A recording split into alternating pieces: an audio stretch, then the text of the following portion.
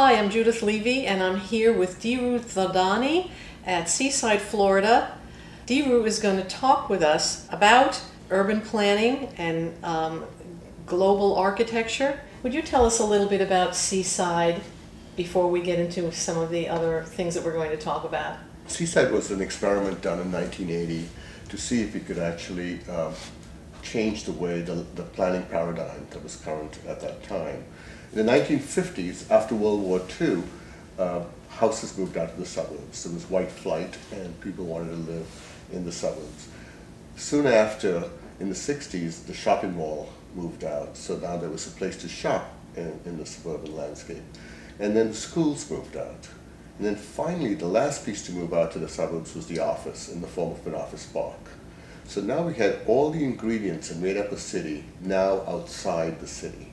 In the planning of Seaside, we tried to review whether we could put all those four elements in one cohesive plan.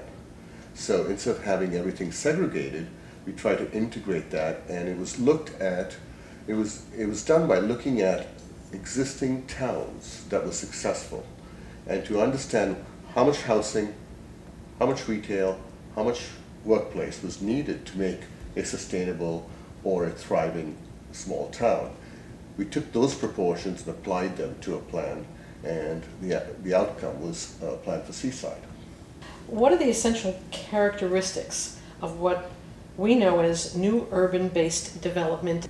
The key elements for a new urbanist project or a new urbanist development is first mixed use, that we have a mix of uses in close proximity to one another. We have a network of streets, so it's not the suburban paradigm of having a highway which then goes to an arterial and then goes to a collector and then to a local street, but rather instead of that kind of hierarchy, it's a network. So you can go from one street to another. There are many ways to get from point A to point B. In a suburban landscape, there's only one way. You have to get to the highway and then get off the highway and get to your workplace. How does suburban sprawl exist in the rest of the world? A lot of countries are emulating what America has done. And it's a different form of sprawl. For instance, in India, the sprawl is high-rise residential towers on the outskirts, in the suburbs, because it's not low density, but it's higher density. People wanting to move out of the city, but since there's still a shortage of land, they move out into tall towers. This has also happened in Paris, where a lot of low-income housing has been built outside the city in high-rise buildings. Now those suburban developments are connected to the city by transit.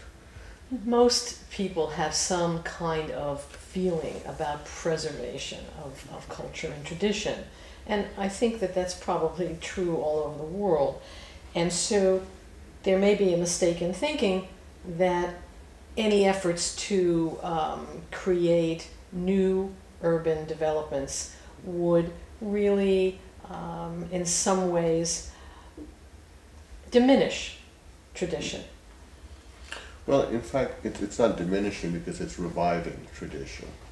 And the suburban landscape really is out of context to most of whatever country it's in. It never really has anything to do with the traditions of that country. And new urbanism, no matter where it's practiced, is really a return to tradition and the tradition of that area. So one of the things that we really look at very closely in new urbanism projects when we're doing them is the context, the materials used, the form, the style, reflect the traditions of that area. So it's not one size fits all. What do you say to the person who says, I don't want to live in a city? You know, does everybody in the future have to live in a city? No, they don't. Not everyone has to live in a city. But right now, it's skewed towards the suburban. The choice of housing is more suburban than it is urban. Most cities in developing countries are thriving, and so they really suffer from overpopulation. Mm-hmm. The lower income segments of the population are bought out, so they're forced to live in the suburban areas, and the wealthy want to live in the center city. So mm-hmm. it's a different, so the most expensive place in Rome would be in the center city.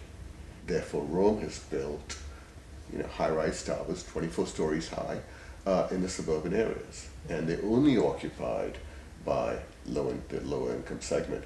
So in a way, they're ghettos. There isn't that mix, there isn't that richness that a city offers.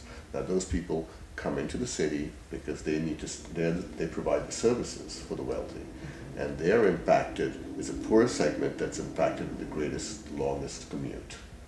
So you seem to be saying then that new urbanist approaches really will be crucial if we want to have communities that are mixed use, that are integrated in ways that they're not now, or probably never were. Yeah, we try to build in that affordability. So sometimes you build it in by having smaller units that can never be expanded.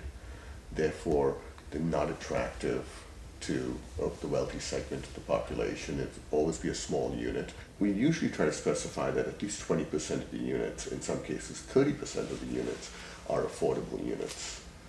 And that's sort of mandated into the design of those developments.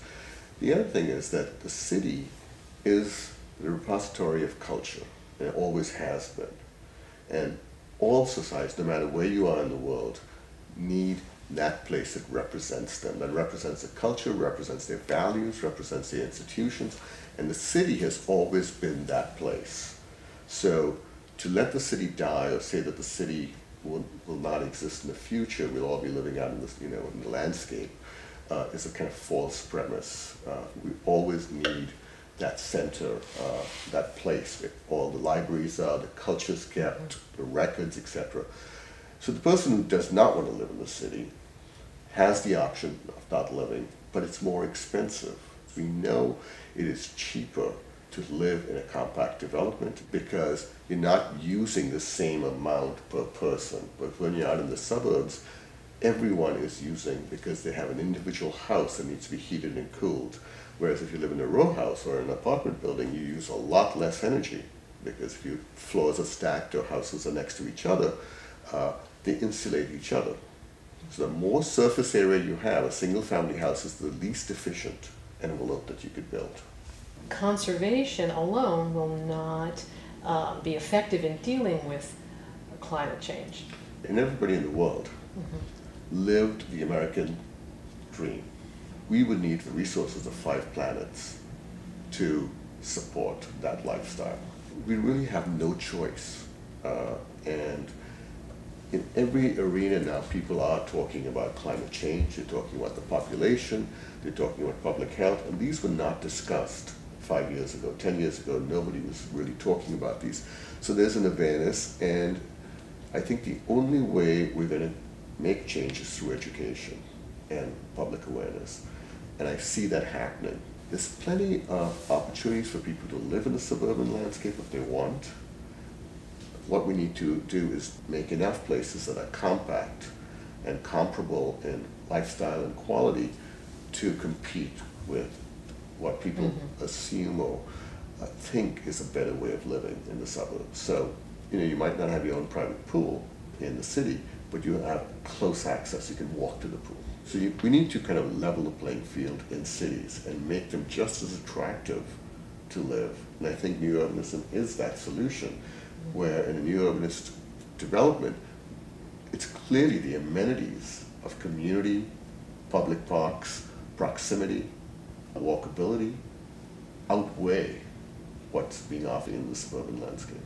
What do you see as the role of artists in all of this?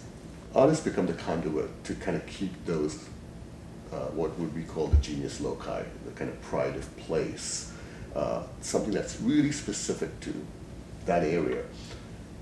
I see artists playing an incredibly important role to keep that alive and produce art that is site-specific and context-specific. And you're seeing this kind of approach Awareness, globally from your own awareness, from your travels and your work all over the world. Yes, it's clearly in the conversation now. It might not be in the practice yet, but the first step is the conversation. People are talking about it. Thank you so much. Sure.